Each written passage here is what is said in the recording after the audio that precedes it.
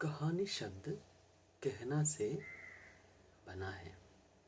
कहानी सबसे प्राचीन विधा माना जाता है। मनुष्य के विकास के साथ कहानियों का इतिहास जुड़ा हुआ है। भारतीय साहित्य में तो वैदिक काल से ही कहानियों का प्रचलन रहा है।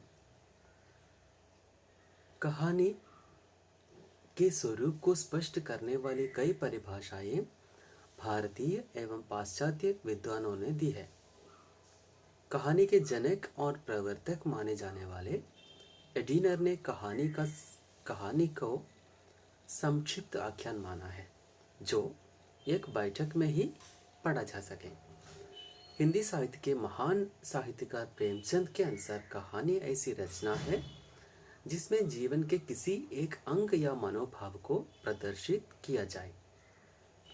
लेखक का उद्देश्य उसके चरित्र, उसकी शैली, कथा विन्यास भाव को कहानी के माध्यम से स्पष्ट करना है।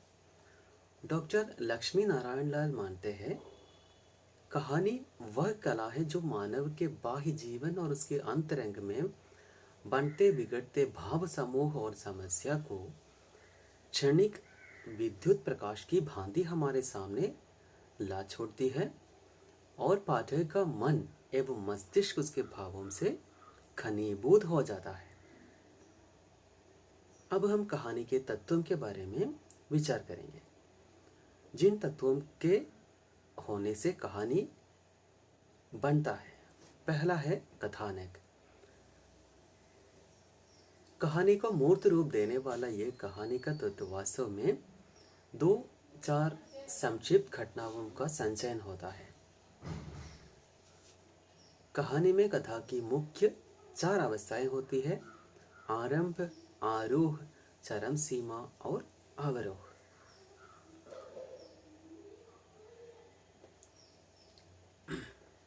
कहानी की और लेखक पाठकों का ध्यान आकृष्ट करने के लिए कथानक में आरंभ, आरोह, चरम सीमा और अवरोह का होना अत्यंत आवश्यक माना जाता है।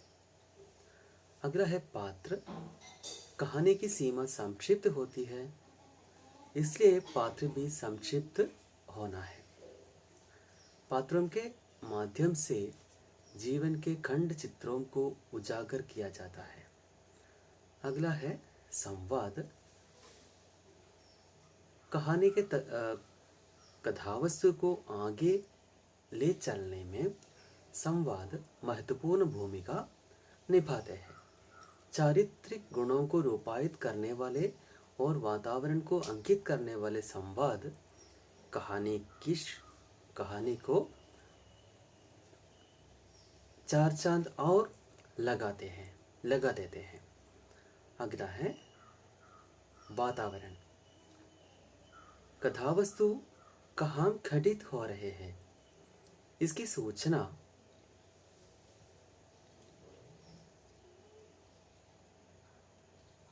कहानी को ज्यादा विश्वसनीय बना देती है। अगला है भाषा शैली। कहानी सुबोधगम्य बने इसलिए कहानी की भाषा सरल होनी चाहिए। उसकी शैली पर भी ध्यान देने की आवश्यकता है। शैली संप्रेषणशील और प्रभावी होना चाहिए। अंत में है उद्देश्य। हमें मालूम है किसी भी काम हम बिना किसी उद्देश्य नहीं करेंगे। उसी तरह कहानी का मूल प्रेरणा बिंदु उद्देश्य कहलाता है। उद्देश्य के रूप में कहानीकार कुछ भी अपना सकता है। समाज की किसी कुरीति, रूढ़ि, व्यक्ति की समस्या, जीवन, समाज का व्यापक प्रश्न आदि किसी भी समस्या को लेखक कहानी के केंद्र बिंदु बना सकते हैं। मानवीय मूल्यों को उजागर करना ही कहानी का उद्देश्य माना जाता है। अब हम देखते हैं कहानियाँ कई तरह के हैं। उसके नाम ही यहाँ मैं सूचित करना चाहूँगा। वर्णनात्मक, ऐतिहासिक, आत्मकथात्मक, संवादात्मक, पत्रात्मक, प्रतीकात्मक, चरित्र प्रधान, सामाजिक विषय पर आधारित, राजनीतिक, मनोवैज्ञानिक, घटना प्रधान, चरित्र प्रधान, भाव प्रधान, वातावरण प्रधान, समस्या प्रधान, नई कहानी, अचेतन कहानी, सचेतन कहानी।